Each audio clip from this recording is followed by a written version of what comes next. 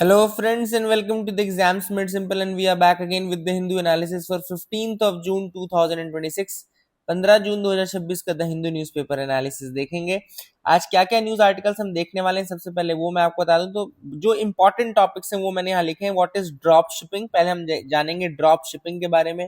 Second है dinghy all vaccine, जो dengue के लिए वैक्सीन आई है इंडिया में, उसका क्या रेलिवेंस है और क्या हमको अभी ध्यान देने वाली बात है, ब्राजील के एक्सपीरियंस से क्या हम सीखेंगे, वो हम डिस्कस करेंगे। थर्ड है इंडिया और फ्रांस की जॉइंट पार्टनरशिप, जो भी G7 के कारण प्राइम मिनिस्टर नरेंद्र मोदी वहां गए हैं, उसके बारे में जानेंगे। चौथा हम जानेंगे आंगनवाड़ी में क्या प्रॉब्लम्स है और चाइल्ड डेवलपमेंट के लिए हम क्या कर सकते हैं। ठीक है, बहुत सारी चीजें सही हुई हैं आंगनवाड़ी के कारण, लेकिन अभी भी आंगनवाड़ी का स्टेटस उतना अच्छा नहीं है कि वहां पे एजुकेशन, हेल्थ केयर और होलिस्टिक डेवलपमेंट हो पाए। तो उसके लिए हम क्या कर सकते हैं। देन लास्ट हम जो मेन टॉपिक है वो है army new in uniform policy. तो आर्मी ने अपनी नई यूनिफॉर्म पॉलिसी लाई है और जो कॉलोनियल रेमिनेंट्स उनको दूर करने की कोशिश की है। तो हम ये चीजें भी जानेंगे कि क्या है ये आर्मी की न्यू यूनिफॉर्म पॉलिसी। इसके अलावा जो छोटे मोटे टॉपिक है वो हम देखेंगे, लेकिन these are the main topics for today. So let's start the analysis with that. सबसे पहले Modi Macron talks stress economic security. अब यहाँ जो बात चल रही है वो चल रही है इंडिया और फ्रांस की, और इंडिया और फ्रांस ने अडॉप्ट किया है इनोवेशन रोड मैप 2030। याद रखिएगा, इनोवेशन रोड मैप 2030। इसके अलावा स्टैब्लिश किया है dialogue on economic security as well. तो मेन चीज क्या है, innovation road map 2030, economic security के ऊपर एक डायलॉग भी, बायलैटरल टॉक्स जो है वो भी किया है। ठीक है ना। इसके अलावा फास्ट ट्रैक करेंगे इंडिया और ईयू, यानी कि फ्री ट्रेड एग्रीमेंट की बातचीत भी, India EU free trade agreement, क्योंकि ऑब्वियसली बात है फ्रांस जो है वो ईयू का मेंबर है, आप सबको पता है। ईयू के ऐसा होता है कि जो ईयू करता है वही फ्रांस और बाकी मेंबर स्टेट्स करते हैं, इसलिए India EU free trade agreement को फास्ट ट्रैक करने की बात की गई है। तो ये भी आपको याद रखना है। ठीक है। इसी साल एक और चीज हुई थी ऑलरेडी कि उन्होंने, इंडिया और फ्रांस ने अपनी फ्रेंडशिप को रीनेम किया था स्पेशल ग्लोबल स्ट्रेटेजिक पार्टनरशिप के नाम पे। तो याद रखिएगा, ये टर्म याद रखिएगा कि इंडिया और फ्रांस की पार्टनरशिप को स्पेशल स्ट्रेटेजिक ग्लोबल पार्टनरशिप बोलते हैं। तो एक इंपॉर्टेंट टर्म ये भी है। इसके अलावा दोनों जो लीडर्स हैं उन्होंने इंडिया और फ्रांस का एआई वर्किंग ग्रुप बनाने की बात कही है। ठीक है ना, याद रखिएगा, they have agreed on creating AI working group, joint AI working group India और फ्रांस का मिल करके, है ना, which will function in AI में काम करेंगे। इसके अलावा ट्रेड को डबल करना इन द नेक्स्ट 5 ईयर, जो ट्रेड है दोनों कंट्रीज का उसको डबल करना है इन द नेक्स्ट 5 ईयर। अब ये चीजें मैं क्यों बता रहा हूँ, देखो ये प्रीलिम्स के लिए इंपॉर्टेंट है ही है, साथ ही साथ ये मेंस के लिए बहुत ज्यादा इंपॉर्टेंट है। जब भी आपको इंडिया और फ्रांस के रिलेशनशिप पे आंसर राइटिंग करने होगा ना, तो अब आप यही सारी चीजें लिखोगे। ठीक है ना। इसके अलावा एक भारत इनोवेट्स 2026 भी इनॉग्रेट किया गया है, पीएम मोदी और मैक्रोन दोनों के द्वारा को इनॉग्रेट किया गया है भारत इनोवेट्स। अब भारत इनोवेट्स का मतलब क्या हुआ, भारत इनोवेट्स का मतलब है कि इंडिया का जो इनोवेशन कल्चर है उसको प्रमोट किया जा रहा है। और इंडिया ने, यानी कि प्राइम मिनिस्टर ने वहां पर रिक्वेस्ट भी की है कि जो लीडर आना चाहते हैं इंडिया, वो लीडर आए, जो यूनिवर्सिटी आना चाहती है वो यूनिवर्सिटी आए, जो एंटरप्रेन्योर आना चाहता है, जो इनोवेटर आना चाहता है, वो सबको इंडिया बुलाया है। ठीक है ना। कम मेक इन इंडिया वाली बात है, come design in India, make in India and design for India. So all these things are there. I hope you got clarity regarding this high level talk which is going on between India and France. इसके अलावा मैं आपको इसमें prelims के point of view से एक map दिखाना चाहता हूँ फ्रांस का। तो पहले हम फ्रांस के यहाँ बॉर्डरिंग कंट्रीज देख लेते हैं। ऊपर बेल्जियम को बॉर्डर करता है, देन लग्जमबर्ग को टच करता है, जर्मनी को टच करता है, स्विट्जरलैंड को टच करता है, इटली को टच करता है, मोनाको को टच करता है। ठीक है। देन नीचे यहाँ देखिए एंडोरा को टच कर रहा है, स्पेन को टच कर रहा है। इसके अलावा तो और कोई कंट्री नहीं दिख रही मुझे। तो ये these are the countries which are bordered by France. Water bodies की बात करें तो नीचे मेडिटेरेनियन सी में ओपन होता है, ये भी आपको दिख गया। यहाँ पे वेस्ट साइड में अटलांटिक ओशियन है, नॉर्थ में इंग्लिश चैनल है आपका। तो ये सारी वाटर बॉडीज होंगी। ऊपर इंग्लिश चैनल है, वेस्ट में अटलांटिक ओशियन है, और साउथ में आपका इधर मेडिटेरेनियन सी है। ठीक है ना। So these are the water body. थोड़ा सा इसके फिजिकल फीचर्स में अगर हम बात करें तो फ्रांस इंपॉर्टेंट है, आप सबको पता है। फ्रांस के बीच में आपको जो मेन रिवर है वो सीन रिवर है, SEIN, सीन रिवर दिख गया होगा। Vosges mountains, the mountains are Vosges mountains दिख रहा होगा आपको।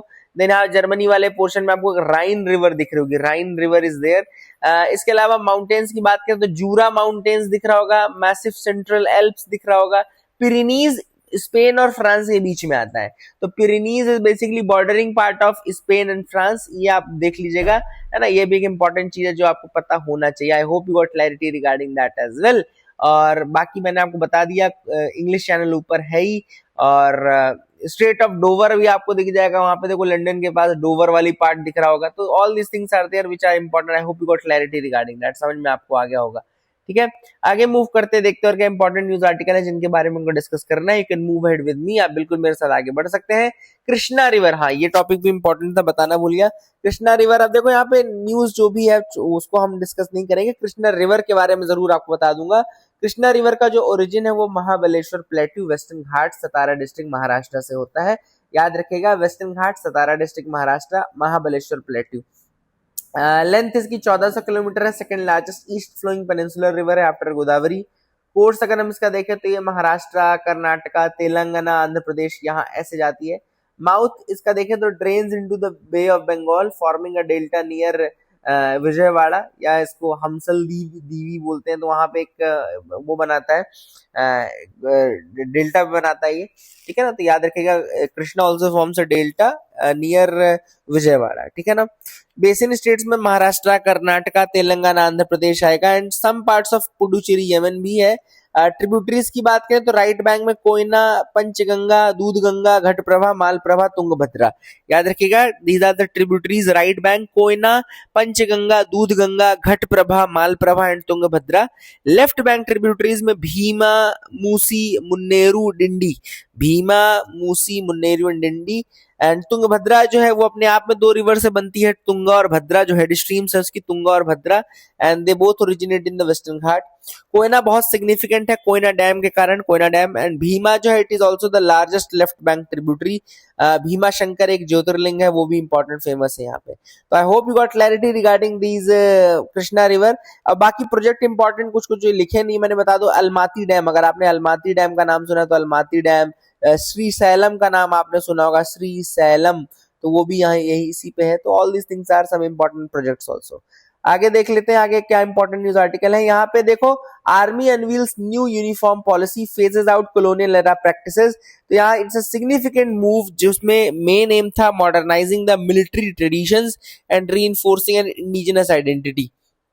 तो मिलिट्री ट्रेडिशंस को भी मेंटेन करना था, इंडिजिनस आइडेंटिटी को भी मेंटेन करना था। तो इंडियन आर्मी ने इंट्रोड्यूस किया revised dress regulation. Indian army ने इंट्रोड्यूस किया क्या, रिवाइज्ड ड्रेस रेगुलेशन। और यहाँ बेसिकली उनकी कोशिश है कि जो कॉलोनियल एरा प्रैक्टिसेस हैं, टर्मिनोलॉजीज हैं, उन जो नॉन एसेंशियल हो चुका है उसको हटा दिया जाए। तो इस पॉलिसी में क्या क्या है बेसिकली वो हम देख लेते हैं। Let's see what is there.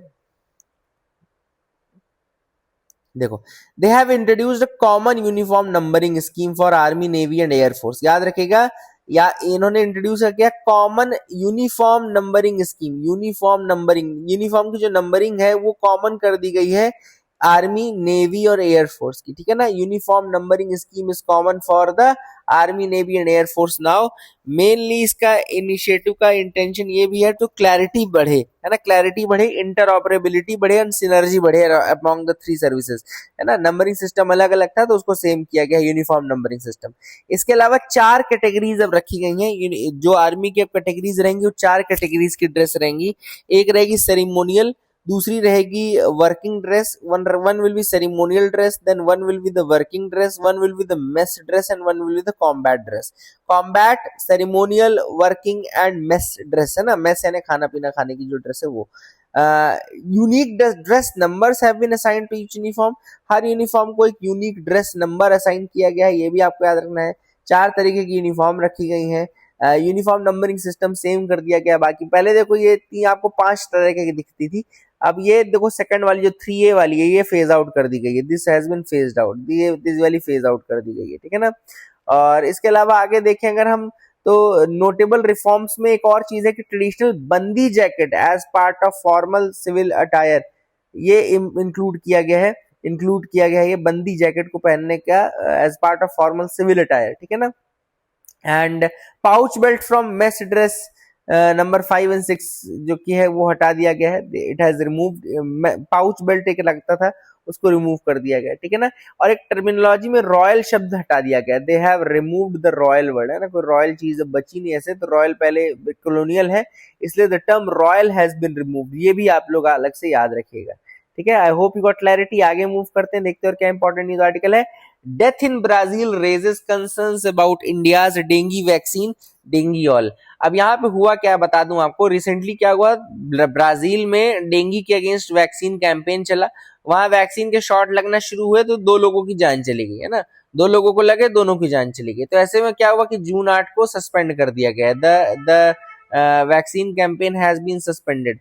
अब इससे इंडिया का क्या लेना देना है, इंडिया की वैक्सीन नहीं बटी थी भाई, वहां पे उनकी खुद की बटी थी, बट वहां की जो ब्राजील की वैक्सीन थी उसका नाम था बुटांटन डीवी, ये देखिए Butantan DV, and it is very similar to India's upcoming dengue vaccine डेंगीऑल।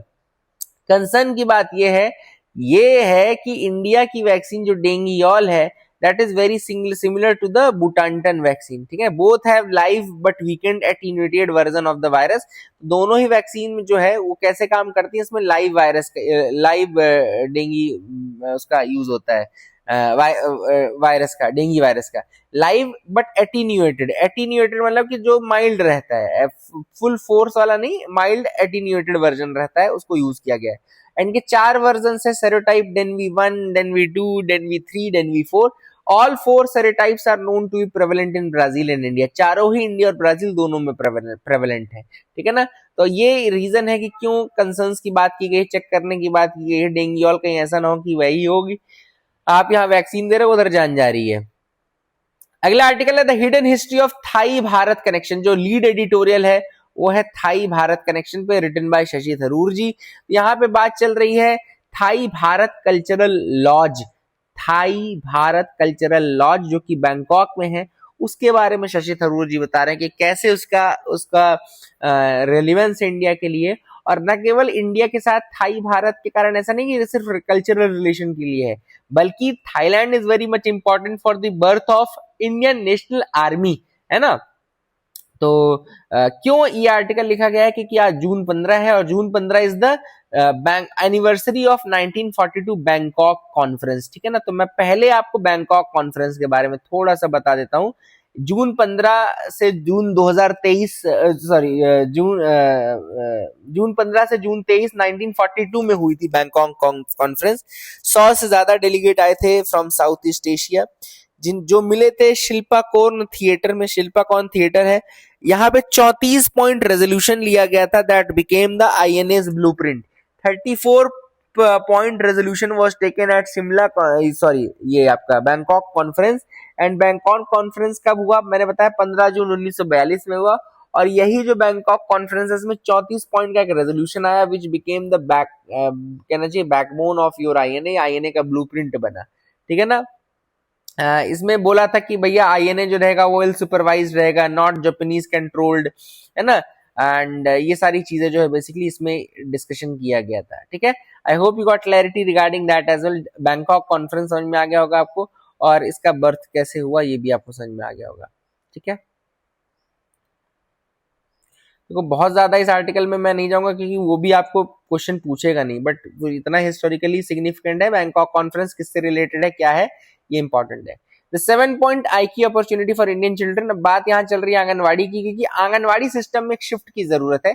अभी जो आंगनवाड़ी काम कर रहे हैं वो सर्वाइवल फोकस मॉडल पे काम कर रहे हैं, they are working on survival focused model, है ना। और बेसिकली सर्वाइवल फोकस से इनको कॉग्निटिव डेवलपमेंट की तरफ मूव करना है। सर्वाइवल फोकस मतलब अभी सिर्फ जान बचाने में लगे हुए हैं, भैया किसी तरीके से बच्चों की जान बच जाए, किसी तरीके से बच्चे बस सर्वाइव करते रहे। कॉग्निटिव डेवलपमेंट और उनकी नर्चरिंग के बारे में कोई प्रबंध नहीं किया गया है। आथर ने हालांकि ये कहा कि इंडिया में अंडर 5 मोर्टेलिटी जो है वो पहले 43 हुआ करती थी, अब 32 हो गई घट करके अंडर 5 मोर्टेलिटी, है ना। तो ये काफी अच्छी चीज है। एंड लेकिन सबसे इम्पोर्टेंट जो है वो ये है कि हमारे यहाँ जो चाइल्ड स्टंटिंग और ये जो चाइल्ड मेल न्यूट्रिशन की प्रॉब्लम वो भी लेकिन बहुत ज्यादा है। तो ऐसे में आंगनवाड़ी क्या कर सकते हैं, देखो यहाँ पे मिसिंग पीस क्या है। ऑथर का कहना है कि भाई brain development uses about 1/5 of the body's resting energy. Brain development में ही बॉडी की 1/5 ऑफ रेस्टिंग एनर्जी यूज होती है, ठीक है। वहां ग्रे मैटर एक्सपैंड करता है, सेरेबेलम एक्सपैंड करता है। Nutrition alone doesn't optimise this, केवल और केवल न्यूट्रिशन से काम नहीं चलेगा। बहुत सारी चीजें हैं जिसमें सबसे इंपॉर्टेंट है साइको सोशल स्टिमुलेशन। याद रखिएगा यहाँ ऑथर ने क्या बोला है, यहाँ बोला कि सिर्फ न्यूट्रिशन पे ध्यान देने से भी काम नहीं चलेगा। मतलब आंगनवाड़ी क्या कर रही हैं, कि न्यूट्रिशन में चलो ठीक है, गवर्नमेंट खाना दे देती है तो वो उतना प्रोवाइड कर देते हैं, बट सिर्फ न्यूट्रिशन से भी ब्रेन डेवलपमेंट यानी कि जो सेरेबेलम का डेवलपमेंट है, या जो कहना चाहिए जो आपका फोर ब्रेन का डेवलपमेंट है, या आपके ग्रे मैटर का डेवलपमेंट है, वो सिर्फ न्यूट्रिशन से नहीं होगा। इसके लिए ऑथर ने साइको सोशल स्टिमुलेशन की बात की है। अब साइको सोशल स्टिमुलेशन क्या है? साइको सोशल स्टिमुलेशन मतलब कि मैं आपको लिख के देता हूं, आप समझाएंगे। Love, talk and play. Love, talk and play. तो बच्चों से ये तीन चीजें करनी बहुत ज्यादा आवश्यक है, न केवल आंगनवाड़ी में बल्कि घर में भी, है ना। ऐसा नहीं कि स्कूलों में आंगनवाड़ी में भी ऐसा होना चाहिए, बट घर में भी यही होना चाहिए, love, talk and play. If you are doing these three psycho social, ऐसा देखा गया है रिसर्च में, वैल्यूर बेस्ड एक रिसर्च ऑथर ने मेंशन किया है, जमैका की एक रिसर्च ऑथर ने मेंशन किया है, जहां पे न्यूट्रिशन के साथ अगर लव, टॉक, प्ले का स्टिमुलेशन दिया जाएगा तो it produces stronger cognitive gains and than nutrition alone. The love, talk and play का बहुत बड़ा अपना योगदान है in providing better cognitive development and all, ठीक है ना। तो ऐसे में ऑथर ने वही कहा कि आंगनवाड़ी को भी इसको इंक्लूड करना चाहिए, एंड न केवल मतलब डेफिशिएंसी, ठीक है, आयरन डेफिशिएंसी अगर होगी तो भी दिक्कत होगी, है ना। तो ऑथर ने कहा कि आयरन डेफिशिएंसी को हैंडल किया जाए, न्यूट्रिशनल डेफिशिएंसीज को हैंडल किया जाए, लेकिन उसके साथ साथ लव, टॉक एंड प्ले जो साइको सोशल स्टिमुलेशंस है वो भी जरूर दिया जाए, ठीक है। तो that is a thing which is important. इसके अलावा ऑथर ने यह भी कहा कि इंडिया भी कुछ चीजें कर रहा है, जैसे कि एक आधारशिला नाम का एक फ्रेमवर्क है, नवचेतना नाम का एक फ्रेमवर्क है। नवचेतना में बोला गया कि लव, टॉक एंड प्ले को घर में भी एक्सटेंड करें। ऐसा नहीं है कि सिर्फ आंगनवाड़ी और स्कूलों में हो रही। नवचेतना प्रोग्राम जो है that is for extending the love, talk and play to homes as well, ठीक है ना। पोषण भी, पढ़ाई भी इसके अलावा एक इनिशिएटिव है ना। आंगनवाड़ी केवल अर्ली एजुकेशन सेंटर नहीं है, ना केवल न्यूट्रिशन पॉइंट है, दोनों ही है ना। न्यूट्रिशन पॉइंट भी है और अर्ली एजुकेशन सेंटर भी है। ये सारी चीजें जो है ऑथर ने मेंशन की है इस आर्टिकल में। I hope you got clarity regarding that as well, समझ में आपको आ गया होगा। आगे मूव करते हैं। What is drop shipping and what are the risk for online shoppers. Drop shipping क्या होता है भाई? जो आपके यहाँ हो रही है ना वो ड्रॉप शिपिंग ही हो रही है। सिंपल सी बिजनेस प्रैक्टिस है जहां पे एक ऑनलाइन इंडिविजुअल रहता है, जैसे हम और आप हो गए, सॉरी हम और आप नहीं, जैसे कि यहाँ पे अमेजॉन हो गया, ऑनलाइन इंडिविजुअल एजेंट अमेजॉन हो गया, जो कि कोई प्रोडक्ट होल्ड नहीं करता। It doesn't hold any product. It takes order from customer, customer से ऑर्डर लिया अमेजॉन ने, and passes to another market seller को दे दिया। तो ये कस्टमर से ऑर्डर किसने लिया? अमेजॉन। मिडिल प्लेयर ने लिया, और मिडिल प्लेयर ने दे दिया किसको ऑर्डर? एक सेलर को। और सेलर जो है वो किसी थर्ड पार्टी के थ्रू आपको डिलीवर करा देगा। मतलब कि डायरेक्ट सेलर आपको नहीं दे रहा है, ओरिजिनल सेलर आपको नहीं दे रहा है, एक डिलीवरी सर्विस या थर्ड पार्टी के थ्रू आपको मिलता है। और ऑर्डर भी डायरेक्टली वो नहीं ले रहा है, सेलर नहीं ले रहा डायरेक्टली, ऑर्डर भी एक कोई मिडिल मैन ले रहा है। तो इसको बोलते हैं हम drop shipping. This is known as your drop shipping. This is your drop shipping. I hope you got clarity regarding that as well. तो this is something which is important, पता होना तो जरूरी था एटलीस्ट। ड्रॉप शिपिंग आपको पता चल गया। आगे देखते हैं, celebrating the legacy of iconic Bengali brands. Bengal में दो ब्रांड्स यहाँ पे मेंशन किए गए। 1892 एक स्मॉल बिस्किट वेंचर शुरू हुआ कलकत्ता में, 295 रुपए के इन्वेस्टमेंट से, जो कि आज 18,000 करोड़ का बन चुका है। नाम है ब्रिटानिया, याद रखिएगा। It started in Bengal. और दूसरा है ग्रिपिंग स्टोरी है 1884, जस्ट उसके 8 साल पहले की डाबर की स्टोरी है, जहां पे ब्रिटानिया से पहले डाबर आयुर्वेद का ब्रांड शुरू हुआ। And that is a thing which is important. Calcutta में दो ब्रांड की स्टार्ट हुई। India's maritime sector growth gets a push as DG Shipping issues first ship recycling credit note. हाँ, शिप रिसाइकलिंग क्रेडिट नोट मतलब दिया गया है डीजी शिपिंग के द्वारा in director general of shipping. India ने ये कहा है बेसिकली कि हम मैरीटाइम सेक्टर को सस्टेनेबल बनाएंगे, and it has taken off with first ship recycling credit note. याद रखेगा, पहली शिप रिसाइकलिंग क्रेडिट नोट जो है वो इशू किया गया है डीजी शिपिंग के द्वारा, ठीक है ना, याद रखेगा। And they have issued a credit note to a Liberia based shipping firm under the scheme, है ना। तो लाइबेरिया बेस्ड शिपिंग फर्म है, उसको क्रेडिट नोट रिलीज किया गया है, and to promote safe recycling and ship building. और India already global leader है शिप रिसाइकलिंग में, और इंडिया हैंडल करता है 30% of the dismantled vessels. 30% of dismantled vessels जो है इंडिया हैंडल करता है। स्पेशली आपको अगर याद हो, एक शिपयार्ड अलंग में हमारा शिपयार्ड है, बहुत इंपॉर्टेंट, गुजरात वाला पोर्शन जो है that is Alang, very important shipyard is there, है ना। तो हम ऑलरेडी हब हैं। और एक और चीज यहाँ पे इस आर्टिकल में मेंशन है शिप बिल्डिंग से रिलेटेड, वो है हांगकांग कन्वेंशन। याद रखेगा, हांगकांग कन्वेंशन, ये लिखा है देखो, Hong Kong international convention for safe and environmentally sound recycling of ships. तो अगर आपसे पूछा जाए कोई कि रिसाइकलिंग ऑफ शिप्स से रिलेटेड कौन सा इंपॉर्टेंट कन्वेंशन है, तो हांगकांग कन्वेंशन, HKC बोलते हैं उसको, हांगकांग कन्वेंशन। हांगकांग कन्वेंशन एक बाइंडिंग ग्लोबल ट्रीटी, याद रखिएगा, it's a binding global treaty, जो कि कहती है कि भाई आपको शिप रिसाइकलिंग करनी है आप करो, लेकिन ship recycling should be environmentally sound. ऐसा नहीं होना चाहिए कि इन्वायरमेंटल नुकसान के कारण आपको हो रहा है, ठीक है ना। तो यहाँ पे इंडिया के पास जो है करंटली 111 शिप रिसाइकलिंग यार्ड्स हैं। We have 111 ship recycling yards and all are compliant with Hong Kong international convention. और ये अलंग गुजरात में लोकेटेड है, अलंग गुजरात है ना, ठीक है। तो ये भी आपको याद रखना है, हमारे जो है वो हांगकांग कंप्लायंट है। हांगकांग कंप्लायंस क्या बोलता है भाई कि आपको proper health and safety measures लेने हैं, इन्वायरमेंट प्रोटेक्शन आपको देखनी है, हैजार्डस केमिकल का मैनेजमेंट देखना है, वेस्ट मटेरियल का मैनेजमेंट देखना है, और वर्कर की ट्रेनिंग प्रोग्राम, इमरजेंसी प्रिपेयर्डनेस, ये सारी चीजें आपको मेक श्योर करनी है। तो I hope you got clarity regarding the Hong Kong एज वेल, और बाकी भी समझ में आ गया होगा आपको। So that is it for the day friends, I hope you liked the video. Please do like जरूर करें, आप लोग लाइक नहीं करते, प्लीज लाइक जरूर करें, share subscribe, thank you, have a nice day.